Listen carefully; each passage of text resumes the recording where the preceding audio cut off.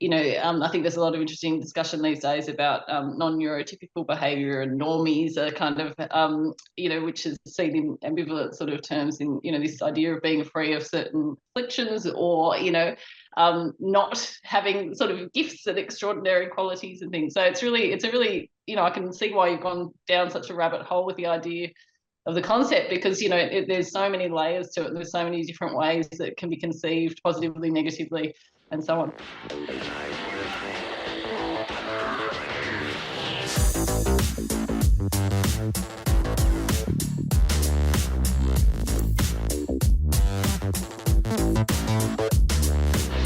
Hello and welcome to Idioms of Normality on Future Frames TV, the collective podcast series of Traces&Dreams. And I'm joined today by Tammi, Jonas and Catie, Gressier, who are working on some exciting projects to do with agroculture and food.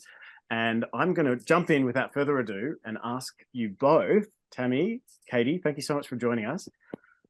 Tell us, what are some of the perspectives and experiences that you guys bring to questioning normality? Yeah, so I think I agreed to answer first. And I realized in agreeing to do this that I probably have a whole life of not knowing what normal is. So I was born in America and moved to Australia and thought that was a straightforward change, and it wasn't. I was an academic for a while, and I kind of am back there, but then I became a farmer. I was a vegetarian. I became a butcher. And I was raised as a Republican on entirely industrial food, and I'm now the president of the Australian Food Sovereignty Alliance. So my life has been kind of an escaping what I guess people thought was normal, and then not knowing why that was my path to kind of walk out of that each time. Wow. Sometimes I know why, but not always. Vegetarian butcher. I'm no longer a vegetarian. Oh, okay. All right. Wow, we're going to have some fun in this episode, I can tell. Catie, tell us about what perspectives and experience you bring as well. Thanks, Paul, and thanks for having us. So I'm an anthropologist, and I guess in our discipline, as you well know, we are always trying to understand the human experience. And I think what anthropologists often bring to the table is trying to look beyond any kind of idea of the kind of conformity and the averages and so on, to try and look to different ways of being in the world and different ways of doing and experiencing things. And I'm currently working on a project with Tammi where we're looking at some of the detriments, I suppose, of what's considered normal in agriculture and food production, to challenge some of the ways that we have normalised what are actually some really problematic practices. And so, yeah, I guess questioning the norm has become, a really interesting preoccupation in the food world. And I'm being a really bad interviewer because I should have a copy of your books, of one or two of your books here on hand, and say, and Catie is the author of these books. Do you have any on hand there at all? Please hold. Oh, excellent. Of course she does. Doesn't every academic have too many copies of books because nobody else wanted to buy them? at home in the Okavango. That was your first book, yeah? Yeah. And then the second book is Illness, Identity and Taboo Among Australian Paleo Dieters. And I've seen you present on this work. It's super interesting, and which is why I invited you both to this series, because you're doing some fascinating work. So let me just jump in and ask you both, what is normal? Yeah, I think as per the experiences that brought me to this moment of having this conversation imply that I've spent a life kind of escaping what was deemed normal in the spaces I was in, but always because, although to me normal should be norms that are set, and norms that are set should be positive in my view, probably because I'm an unrelenting optimist. And so to me, it seems like a norm should be broadly accepted. Therefore, most people broadly want good things in the world. Therefore, a norm would be a good thing. And yet, because I've kind of understood normal to be in that space, and then I go, so I'm constantly railing against, but this isn't normal. Like industrial agriculture isn't normal. Like there's nothing good about it. And so why do we consider that normal when what we're doing here on our farm, for example, or what we're studying in Catie's and my research, the people that we're working with are doing very abnormal or unconventional things, but we believe they should be normal. And so I'm not sure that my understanding of normal is maybe normal. Sounds like we've adjusted our barometer of normality to something very unhealthy. That's how it feels to me. Yeah, no, I think what's interesting with Tammi's description of normal is like this idea of how morally laden it is. This sort of idea, I guess, that normal is, considered to be what's natural or what's right, which is, something that obviously we're already talking about pushing back against. But yeah, it's interesting to think of in terms of that sort of conforming to typical patterns and social norms, I guess, and ways of doing things. And but then also there's sort of the converse, I think when I think about normal, about sort of that idea of, I think there's a lot of interesting discussion these days about non-neurotypical behaviour, and normies are kind of, which is seen in ambivalent sort of terms in, this idea of being free of certain afflictions, or, not having sort of gifts and extraordinary qualities and things. So it's a really, I can see why you've gone down such a rabbit hole with the idea of the concept, because there's so many layers to it, and there's so many different ways that can be conceived positively, negatively, and so on. Not only have I gone down the rabbit hole, I think I've eaten the cookies at the end as well. At least it wasn't the Kool-Aid. And I like that you've actually gone so far as to get the merch. That's really level. Only 1 calorie of normality. Yeah. And on theme today with the calorie concept. I like it. Yes. I had a wonderful experience at a restaurant where the waitress didn't miss a beat. She walked up to me, and before even asking how can I serve you, she just looked at my t-shirt and she said, "I've yet to see evidence of this, sir." But that was quick. That was really quick. I'm not as quick as that, so I might be really slow with my questions to you guys. So you're working with agriculture, you're questioning agricultural practices, and I want to return to understanding what we have normalized in agricultural practices that perhaps need some adjusting in terms of health, in terms of food sovereignty, food security. Food sovereignty is an interesting one because I'm comfortable. I've heard the term food security a lot, but food sovereignty is a new one.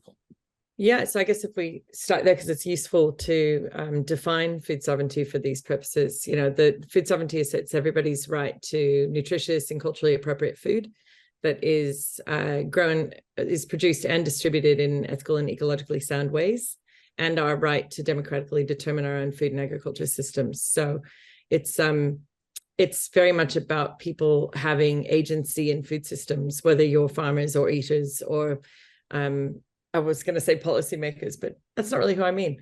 They should be listening to the farmers and the eaters, really. That's the core of it. And then a result of that kind of democratic participation in food systems should mean that everybody then has access to good food, broadly speaking. And so what is good food, of course, depends on where you are. And who you are and what stage of life you're at and all of those things. And whether you're in an institution or in your home, like all of these things matter for what's good food. But so if we start with that question, then come back to what's kind of going on in agriculture, I guess, again, I'm going to start with where Catie and I are at in terms of our investigations. We're trying to look at people who are working really hard to have biodiverse farms, not only in terms of biodiversity in our shelter belts, like so that our farms are friendly to wildlife, so to speak. We want biodiversity in the food being produced. So in our case, rare and heritage breed livestock are our particular interest, but that also has us right down, like certainly from a farming as well as an academic level, I'm really interested in what does that mean about the diversity of grasses on our paddock, and how does that influence the diversity of fungi in the soil, and how does the fungi influence the grass?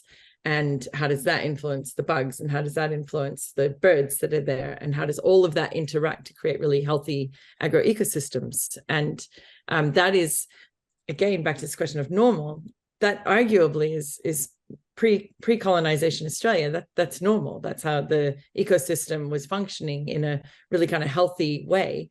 And then the colonizers came in and basically treated this place much worse than they did even England, where they came from. I was there recently and they still have old trees, and I don't see that many here on this vast continent. So it's scary, isn't it, that the Australian government was subsidizing farmers up until the 1970s to cut them down.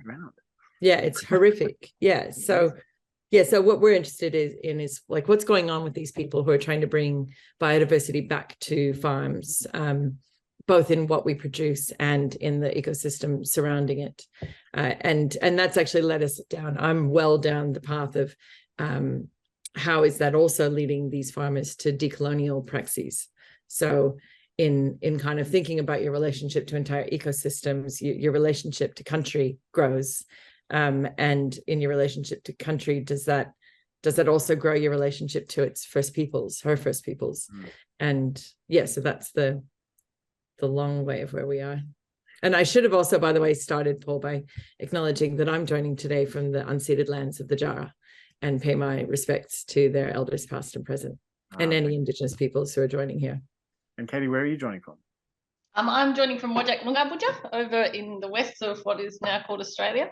And I also pay my respects to the Noongar, who have maintained and continued their culture despite 200 years of colonialism here in the west. I'm on Darkinjung country, and but for the past few years I've been working on Camaragal country. And it's been an absolute pleasure to learn more about.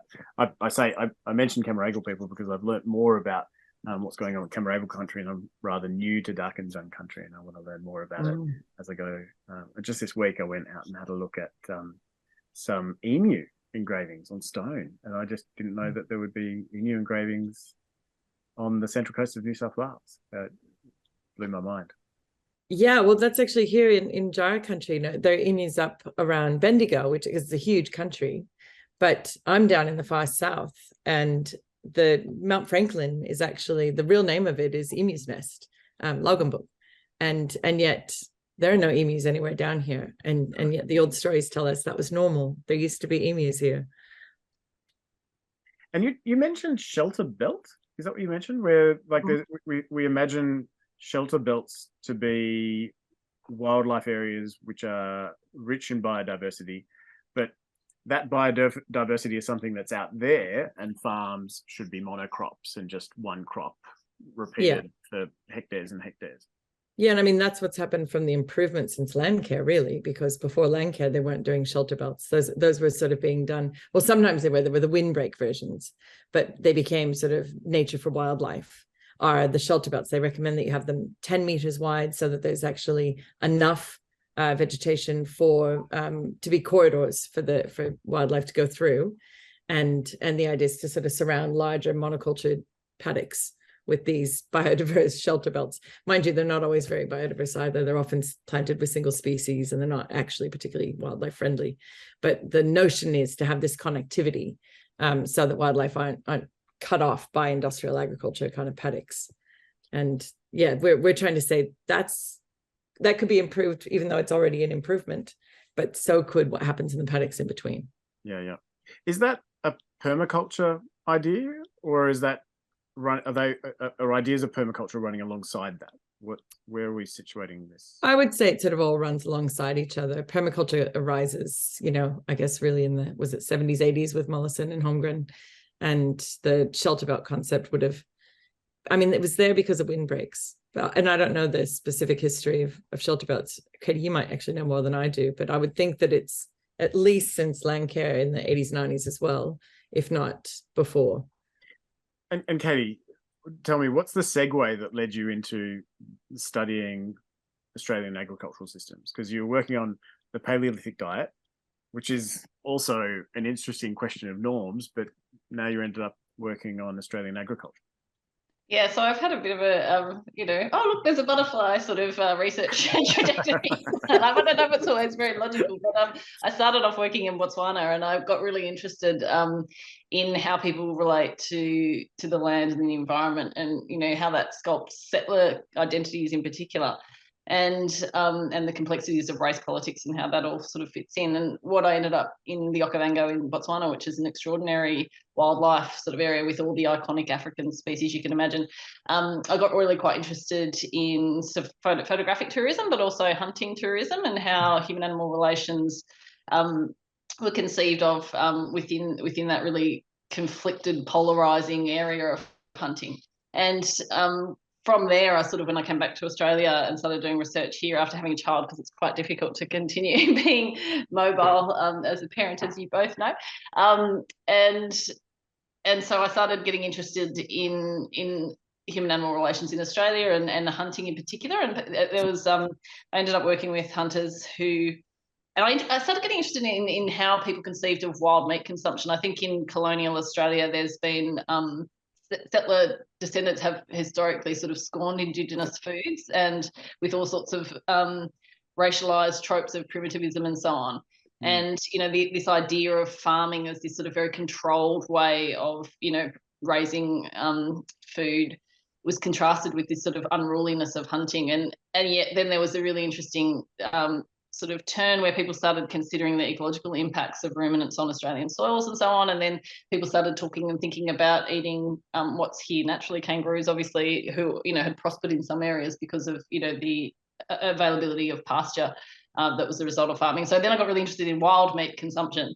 But and then it was very hard to find a community of people eating wild meat because it's not exactly an organic community. It's more of a community of practice. And then I heard about the paleo diet, and I assumed that if you were trying to emulate an ancient diet, you would look to what people had been eating for more than 60,000 years on the continent. Yeah, basically roadkill, right? Yeah. Oh, yes. But it turned out that because a lot of the sort of early paleo literature was coming from the US, kangaroo was just not on the menu at all, which was interesting in itself. And so I started thinking about, how native foods are perceived and that kind of thing. And so this is turning into a very long ramble.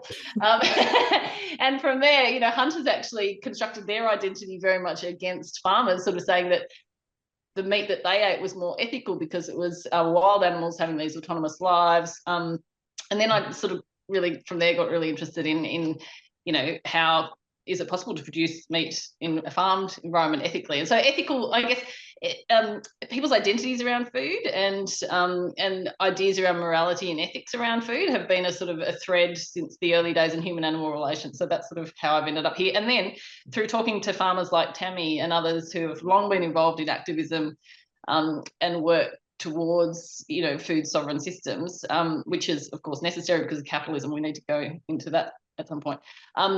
More broadly, and that whole shift from food as nourishment to food as commodity.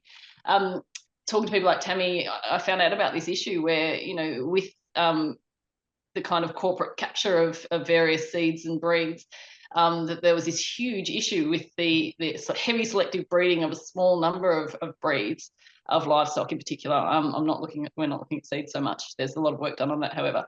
And I was just so gobsmacked that there was this huge issue with this narrowing of both breeds and bloodlines and the potential ramifications. So that's, so I've spent the last 3 years looking very specifically at this issue.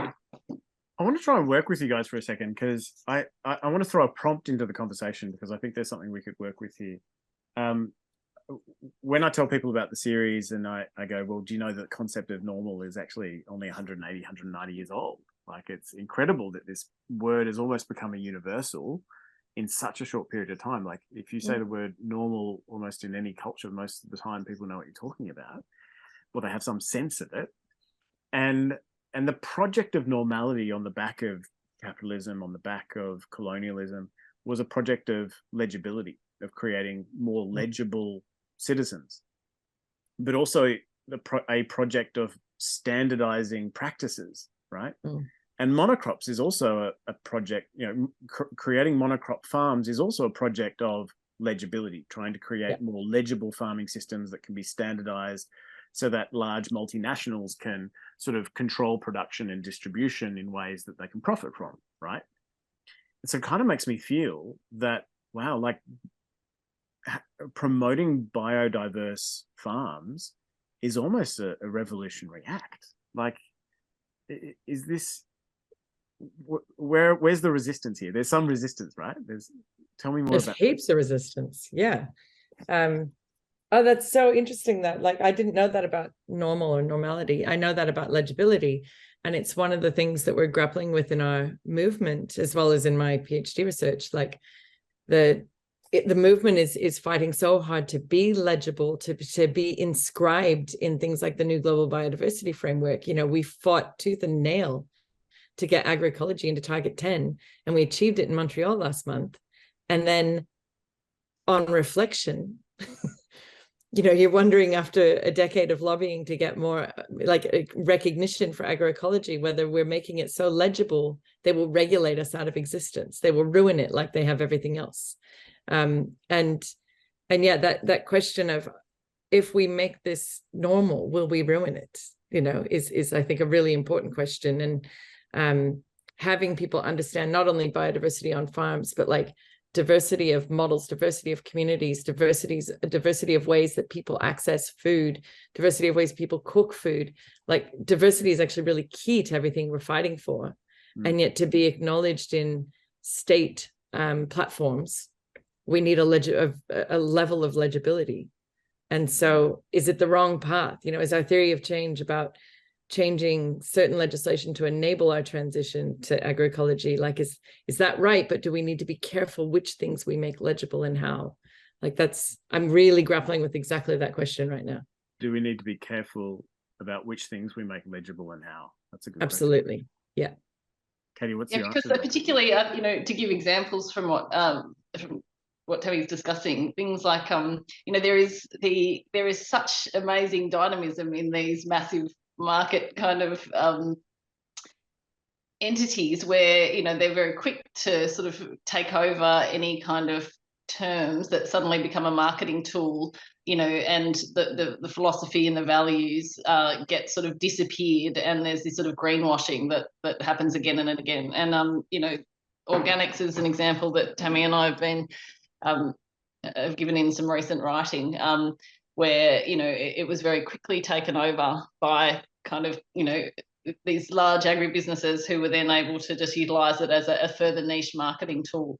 And the really wonderful intentions behind it get sort of lost and swept up in this kind of utilization of this kind of language within the market that is the problem in the first place. So yeah, it's a really interesting question.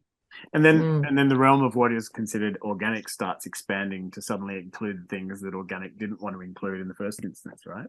Yeah, absolutely. Totally. And the original organics movement was revolutionary. It's born of the counterculture in the sort of 60s. And it was, eating organic food was a revolutionary act because the industrial system had been sold wholesale to be the healthier system that's going to feed all of us. And as soon as it moved into legislation in America, actually, that was the exact moment where the whole thing starts to turn on its head and be ruined, because in governance spaces, as we know, the most powerful interests usually are the ones who have the most voice. So they start shifting and eroding the kind of revolutionary power of the organics movement very early on. Like by the 80s, that's happening. If we commercialize or industrialize the revolutionaries, then we subdue them. What did Joni Mitchell say? She said, give me spots on my apples and leave me the birds and the bees. I love that line. But I like it. It's such a great line. Because we're so used to having, even when you go to the grocer, like every apple looks like the apple next to it. Every banana has got the same curve in it. Like when I started to question this was when I saw, you've got lunch boxes and then you've got these plastic protectors for bananas. And I'm like, but bananas are not all the same size. And it's really weird that in the production of bananas, they throw out bananas that don't conform to a standard size and curvature. And it's like, how do we have plastic like lunch boxes specifically designed for a banana? It's only possible if you have standardized banana production to only create one banana. And this is a good example, I guess, of where lack of biodiversity is a problem, because a lot of people don't realize that in an evolutionary system, biodiversity diversity adds resilience to the system. The lack of diversity actually compromises the integrity of the system. And bananas are a really good example because there are so many types of banana. Anyone who's been to South America will enjoy the ongoing bounty of diversity in the banana world. But nowadays in Australia, it's the Cavendish, and most developed countries internationally, the Cavendish is king, and that's a very specifically bred banana, as you pointed out, to have a particular colour and a shape. And if you're lucky, you might get a ladyfinger on a good day. But I think the banana is really the canary in the coal mine, so to speak. We'll make that nice aesthetic metaphor. Because and it's the case with so many different food groups where there's the natural, nature sort of lends towards diversity. It's the natural kind of, it's the normal state of being, to utilize the concept. But with the corporatization of particular foods and efforts to,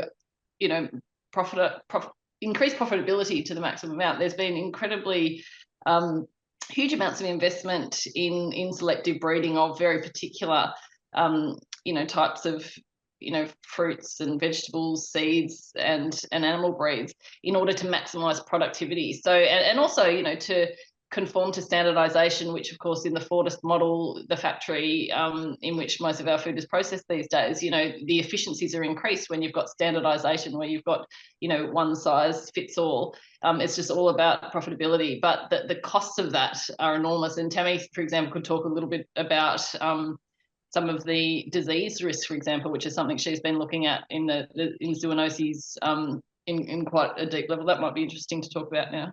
Yeah. Oh, well, yeah. I mean, just the fact that we're facing, we're still at the end, hopefully, of a global pandemic that we could argue about what its origins are, but we know that the origins of most zoonotic diseases are coming from industrial agriculture. That's, when you have sheds full of immunocompromised animals that are all homogeneous genetics, that's not great. That's what Rob Wallace calls food for flu. And it's, it's a dire state of affairs. And as we come through COVID, if we come through COVID, it's just a matter of time for the next one. And at the same time, you've got the confluence of these kind of these genetics that are all the same in these places that are immunocompromised. And we have now Japanese encephalitis virus has made it down to the south of Australia. Like it's never made it south of Cairns until last year because it's a tropical disease. But with climate change, we have completely changed the ability for it to make it further south. And so all of us are now vaccinated for Japanese encephalitis virus so that we don't die of encephalitis. That's the world we live in now. And when you think back to our childhoods and you go, God, we've just never even thought of these kind of diseases because putting animals in sheds was only a couple of decades old when I was born. And Really? And now it's the norm. And yeah, I mean, it didn't really start until the 50s and 60s. And now it's 95% of pigs and poultry are in sheds. And that's exactly where really dangerous came from, was industrial pig farming, and 100% it is. Avian influenza came from industrial chicken farming. And every time, how do they respond to this arising from those conventional systems? They clamp down on backyard production. In England right now, they still have made them put all the free range, the actual pastured birds have been made to be put inside because they have a massive outbreak of avian flu over there. So you can't get any eggs laid by birds outside right now because the inside birds gave them avian flu, so they put the outside birds inside. Folks, that ain't normal. That's crazy, isn't it? It tells you who's wielding the power there, doesn't it? Yeah, totally. Yeah, it's scary when you think about it, because if it's true that COVID came from a pangolin through to a bat through to humans, and we think that swine flu came from industrial pig farming, and bird flu or avian influenza came from industrial chicken farming, it just gives you an idea of the massive trade of pangolins around the world, because pangolins are the most widely trafficked animal in the world. It gives you an idea of the scale that must be taking place in. And even that language we use, chickens are a normal food. Pigs are a normal food, but pangolins and bats are abnormal from a Eurocentric perspective. And so we call it a trafficked animal as opposed to a traded animal. And, that rolls into the whole conservation discourse and who controls that conservation discourse. And it's really interesting what you're saying in terms of the way in which authorities clamp down on practices that are outside the legible. It's easier to maintain control of a chicken that you put inside a little cage than it is to control the chicken that's out in the loose. And I remember, I think was it in France that they killed all the wild swans in the botanical garden areas and things like that. Maybe it was France, or maybe it was another country, and just in response to not knowing how to control this. And I think maybe the question of control is a part of the problem here. And going back to Australian Aboriginal, just thinking about Australian Aboriginal food production practices, I just think it's like when I go hiking, I pack a tent, I pack a sleeping bag, I pack wet weather gear. I pack my my camping knife, fork, and spoon. I've got like so much. I've got 20 kilograms of equipment on my back, and yet when an Australian Aboriginal group went from one place to another place, in order to maintain food production in their areas, they walked with almost nothing comparatively. And there must be such an amount of trust in the planet to provide, to be able to walk from one place to another place and not need to carry anything, because you know that whatever you need is there out there for you. It's an incredible. Yeah, I mean, it's not blind faith though, is it? It's knowledge. Yeah. That's a good point. It's knowledge and skill base that unfortunately has been brushed aside. And it's kind of weird when going back to the conversation of what an Australian normal dish looks like when we're eating our meat and 3 veg or whatever the normal is nowadays. Kangaroo meat is so rarely on there, and yet it's one of the most abundant sources of meat across the continent. Last time I Googled it, I think there was like 57 million of the four biggest species of kangaroo, and there's like half as many in terms of cows and half as many in terms of sheep across the continent. Yeah, kangaroo's a really interesting one though, right? I mean, I think Catie probably knows even more. I recently did a deep dive on this again, because we do in the food sovereignty movement come up against this all the time. Why aren't we eating more native animals? You know, like especially kangaroos, because they're so prolific. And there's some obvious and less obvious reasons. Some are just around, we have really terrible regulation of whether you're allowed to harvest kangaroos in particular, whether even to have a license to shoot them here on our farm, we'd have to have a permit to be allowed to shoot them on the farm. And yet the other thing is they're not that easy. Like they're not farmed, they're not really farmable. And so to harvest at scale in a way that would be considered humane is actually quite challenging.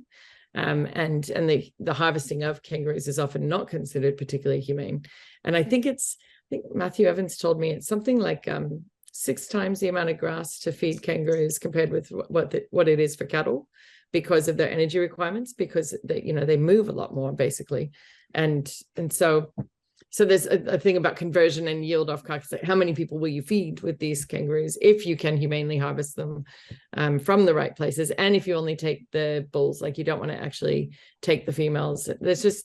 It's complicated because we don't farm them, and because they weren't domesticated 10,000 years ago, along with the things that the Europeans and others domesticated. So it's not as simple as we should eat more kangaroo. And also, I think, probably the biggest prohibiting factor from the basis of my research is what's normal to eat. And culturally for non-Indigenous Australians, for the most part, I think it's only about 4% of people in Australia eat kangaroo regularly, at last time I checked the stats.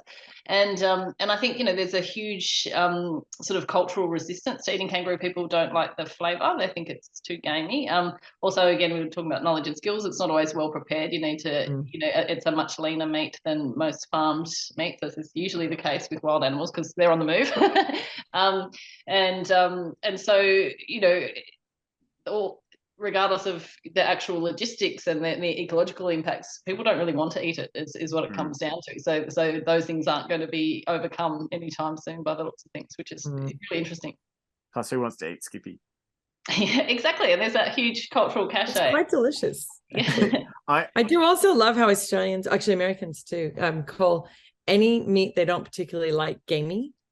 And it's like, kangaroo is not gamey. You could say that about mutton, even though I love mutton, or an old ram. Like these are actual claims you can make about that meat being kind of big, strong, bold, hormonally influenced flavors. But most kangaroo and wallaby is not particularly big, bolshy flavors. But I mean, Tammi, I think that's such a good point too, because one of the ramifications of the industrialization of the food system is that food has become, everything tastes like nothing. Yeah, and part of that is because animals are when we're talking animals particularly, they're eaten so young, and also fruit is picked young often too, and so it hasn't had time to fully develop the flavors, and so our palates have arguably become used to sort of more bland flavors. And but then the flip side of that is then I think we're using so many other things to flavor food. People aren't just eating the food and enjoying the qualities of those foods for their own intrinsic flavors and things. Now everything's full of herbs and spices and heaps of salt and so on to actually bring flavor to you know, back foods to something that they've bred the flavor out of. Yeah. And actually I was thinking, Paul, when you were saying earlier about the nearly straight bananas and the, you know, all the same size apples, and same with tomatoes. And it's like the industrial system has desensitized our taste buds to the extent that people don't even realize those taste like nothing at best and bad at worst. You know, usually it tastes like nothing, its texture is bad. And yet it looks appealing unless you have different sensory ways of going, well, actually, I can see that will taste bad. Whereas the average shopper in a city is looking at going, it looks pretty. And they don't know the difference between having pulled a tomato off the vine and put it, you know, on your sandwich. Like the difference is so profound, and yet people are using only one sense as their judgment sense instead of the ones that actually matter. Yeah, and like there's no story. There's no story as well. You know, food historically, if you have been, and anyone knows this who's even just had herbs or tomatoes in the garden or whatever, it's a lot of work to get that food on your plate. And so when you're appreciating and valuing that thing, it's not just about, you know, the cost of it, which is, you know, the main driver of consumption patterns and practices in Australia, particularly with the cost of living pressures. You know, I'm not, you know, saying that that's not a good reason for a lot of people, but you know, the story has the food has a whole story where, you know, you remember how you got the seeds, who you got them from, you know, the struggles you had growing them, the sort of the amount that were lost to that particular bug, and that, you know, and then so by the time you get this thing, it's not just about the flavor and the cost of it, it's about that whole story. And I think there's a really interesting pushback, not certainly amongst farmers, small scale producers and things, but also one of the things I've been looking into, which has been fascinating, is weed foraging. And there's this, I think it's a really interesting moment in time too, where there's, you know, COVID certainly has brought about this sense of insecurity. You know, we've seen how quickly some of the food chain, sort of the lettuce breaks down. And so people are more interested in where they're, and, you know, and in the early days of COVID, I saw sort of people at my farmer's market, you know, frantically getting the personal mobile of the person running the store. It's like, you know, what do I do if things really go pear-shaped to get food? And then suddenly backyard chickens have had a huge moment, and gardening and things. People are wanting to reconnect, and I think it's a really wonderful thing that people are sort of, you know, not just taking for granted that the shelves will always be stocked, but actually starting to question a little bit more where that food comes from, and how to have that sort of food security in times of duress.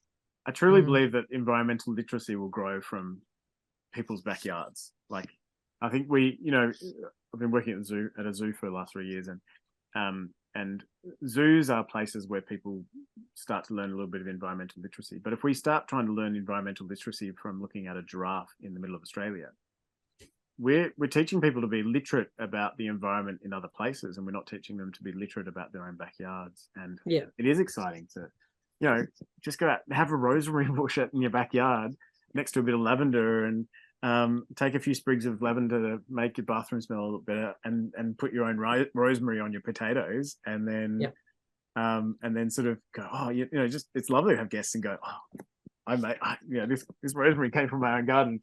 And then they're like, there's rosemary in everyone's garden. Don't invite them back for seconds, Paul. Yeah. I watered this myself. It feels like a very personal story, Paul. Thanks for sharing. Am I getting picked on right now? I think I am.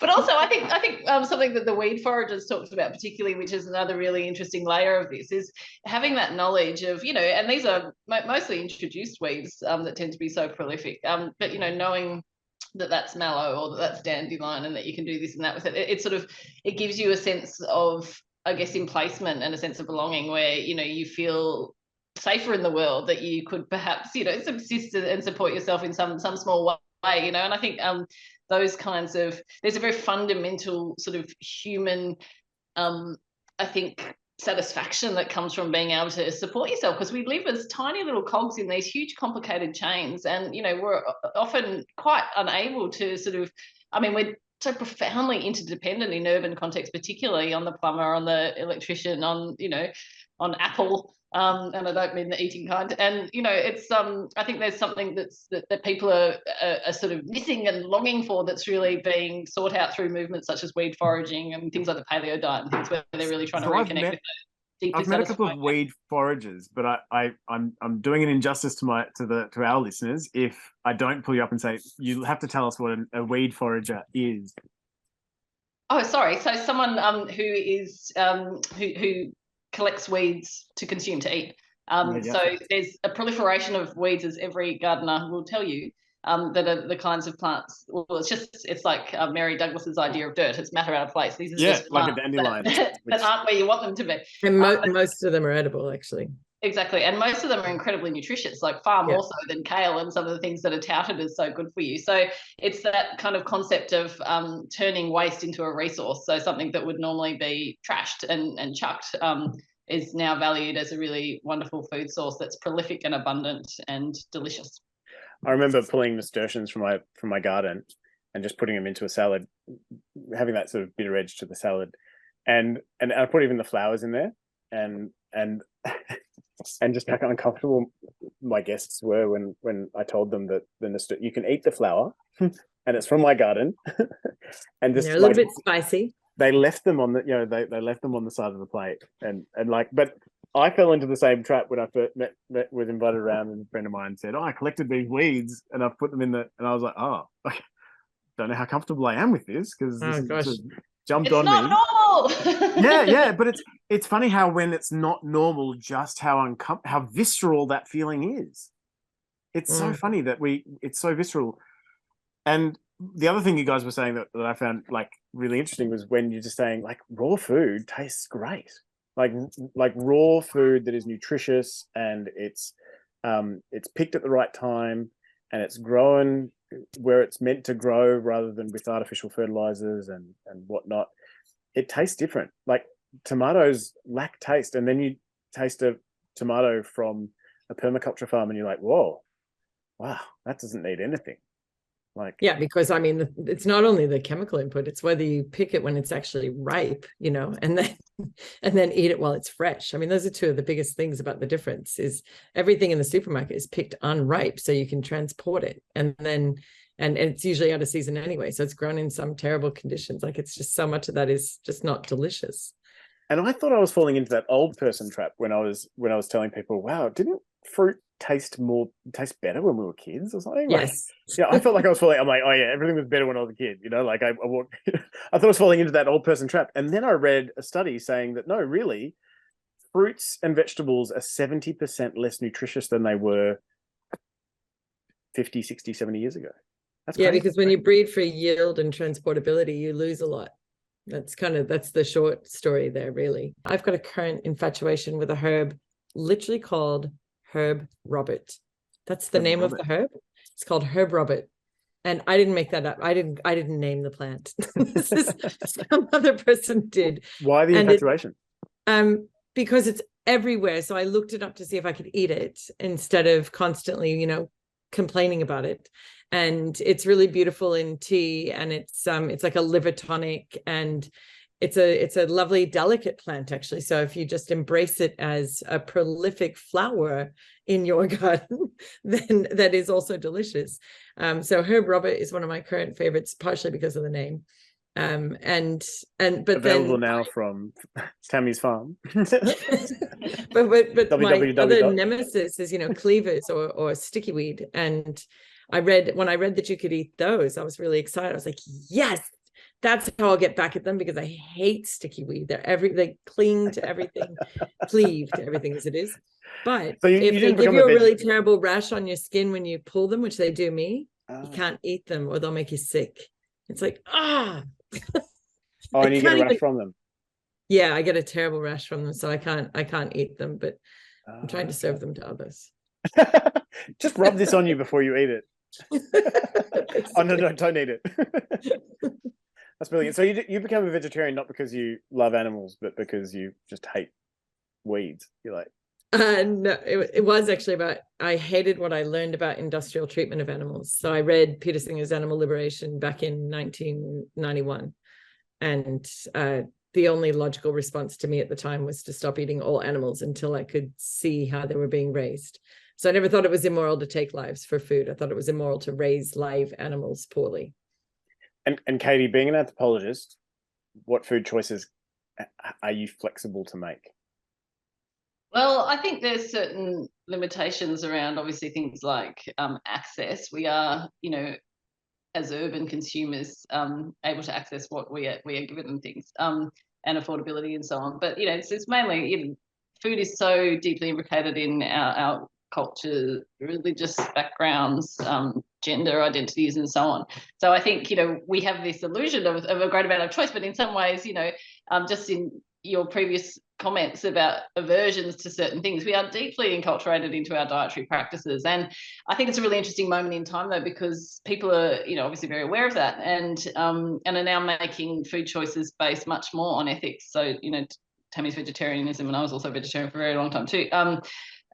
There's sort of ways, I guess, of communicating our values is through what we eat, and the sort of the aspect of that I find interesting too is that food becomes an interesting way and a really powerful way of sort of defining groups against each other, as well as individuals and generations that can play out. And also, racism can very much be and this you were talking about before, in the sense, with COVID, there was a lot of sort of condemnation of wet markets and this sort of paternalistic sort of racial superiority around, what's considered that as a very disorderly treatment of meat, which is also something that's applied to hunting as well, compared to our very, this sort of fantasy of total control that we try and implement around farmed environments. So, yeah, I think the food choices that we make have so many different factors going into them, and we like to think that we're completely acting as unique agents, making all our decisions for ourselves. But there's a long weight of sort of social, structural, economic, cultural, political factors that determine our food choices. It's amazing, isn't it? Like, we think we are going to the supermarket and we think we're making an autonomous decision, and yet there's a lot of even the way in which food is placed around the supermarket is placed in a way to shape our decision making. One thing Absolutely. I find interesting about that decision making is the conflicting messages we're given. Don't buy food wrapped in plastic, and then you've got a cucumber wrapped in plastic, and I don't know if you've ever noticed this, but in Australian supermarkets, what I've noticed is that, like, the Lebanese cucumbers are not wrapped in plastic, but the continental cucumbers, which are more delicate, are wrapped in plastic. I don't know, it seems a little bit racist to me.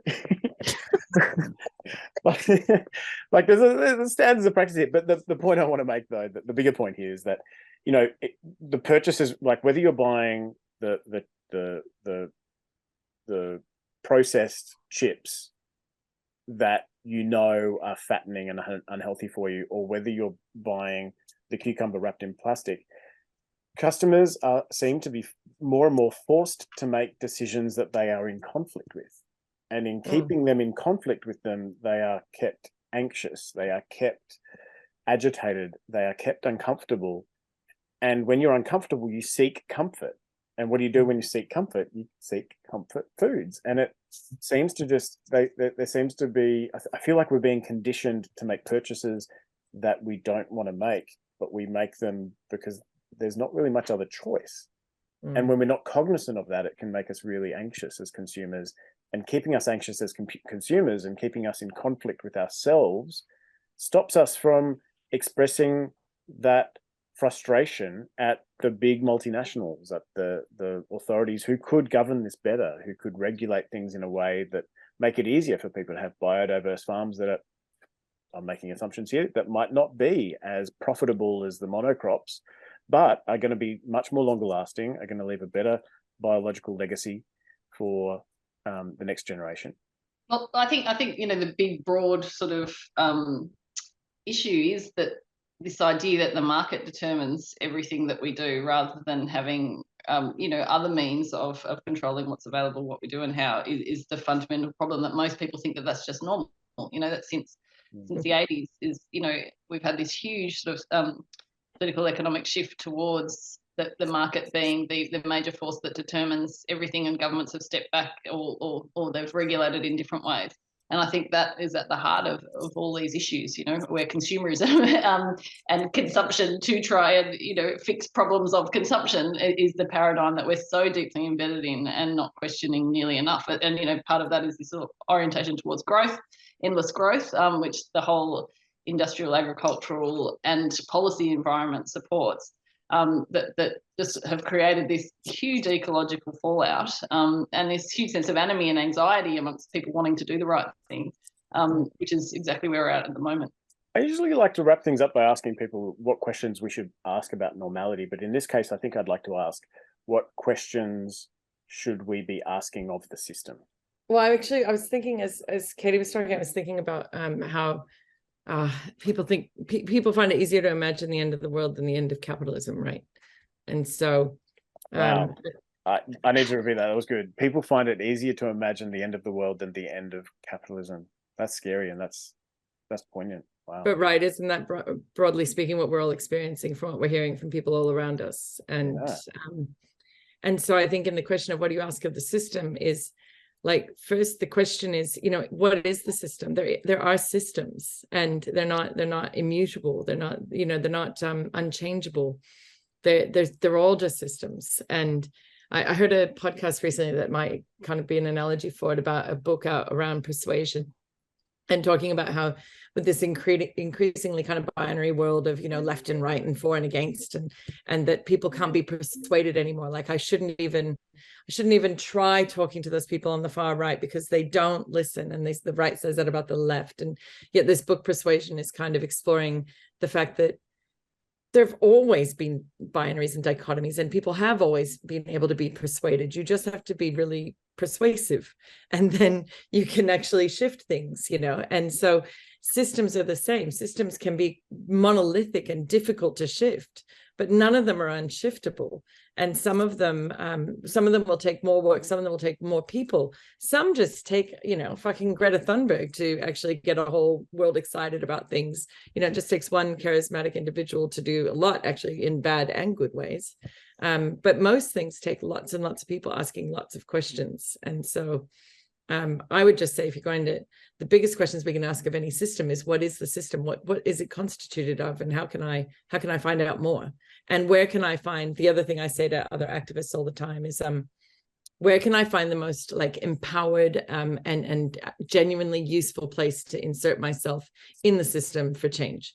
Because I could agonize about Trumpism and Bolsonaroism, like all of that shit, but I have no fucking influence over it.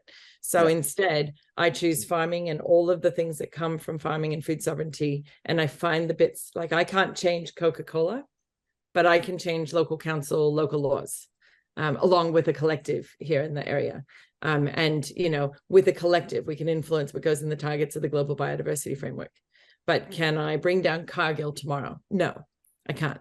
But chip away at the bit you can, and it's more empowering, I think, to stop wasting breath and energy on the parts of the system that are well beyond where you're empowered to make change, and find the smallest part of it you can be part of changing, and then join more collectives to be climbing into bigger spaces for bigger change.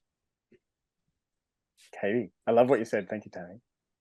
Yeah, and I also think it's really empowering to understand the history and the context of the systems that Tammy's talking about, to sort of look at, to sort of challenge the sense of inevitability of the systems that we're working in, to really understand, where and how they started, and to question some of the, the values and beliefs behind them, and to really dig into, alternatives as well. I think gives you that sort of empowered optimism and hopefulness to understand that it's a moment in time. It's a particular sort of pattern that started for very particular reasons. And that, I think, makes you feel like there is hope for change. I think it's so easy to get bogged down in the particular kind of challenges. And when you sort of look on the, broader scale, you can kind of see that it's not forever necessarily. It is, there's so much possibility for change, and there's so many amazing people working so hard to try and bring about a better world in their various spheres of influence and interest. So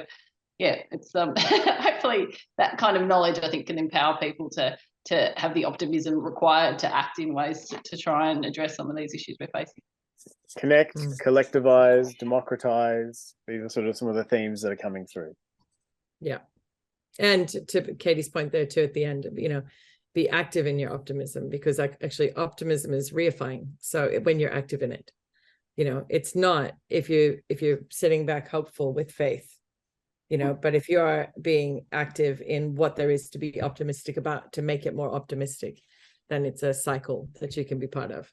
Tammi, Catie, I am super stoked to have had you on the show, because I could have been continuing this conversation for another hour with you both. And I encourage people to read Catie Gressier's books. And Tammy's got some books too. Oh, you do? Tammi, tell me. Oh, well, we've got the one that I would always recommend is Farming Democracy, Radically Transforming the System from the Ground Up. Yeah, that one too. Oh, good. Already. Farming Democracy. I'm bad. I don't have them handy. There you go. Farming Democracy, Radically Transforming the Food System from the Ground Up. Any other books? I've got it all to hand. Just let me know. Yeah, I've noticed that we've all got bookshelves, and mine's a bit of an anti-library because I haven't read all the books on my shelves. Isn't that everybody's? That's active optimism right there. Yes. Exactly. And it always reminds me that there's always more knowledge out there. It's humbling. I think there's a psychological term for that, like all of us with books that we haven't read on a thing. Exactly that. There's like that. It's kind of, it is an active optimism. It's like there's more to learn. And I think there's bookworms and there's book dragons. I think there's different animal archetypes for different book lovers. Once again, I can see that we could spiral off into several different, and I hope that we get to have this conversation in person in one day, because you guys would be amazing to work with, because I can see there's so much energy and knowledge and wisdom that you guys have, and I really hope that our listeners have enjoyed listening to this conversation. Thanks, Paul. It's been a pleasure to take part in a conversation about normality and what that might actually be or not be. It's been fun. Yeah, thanks so much for having us, Paul.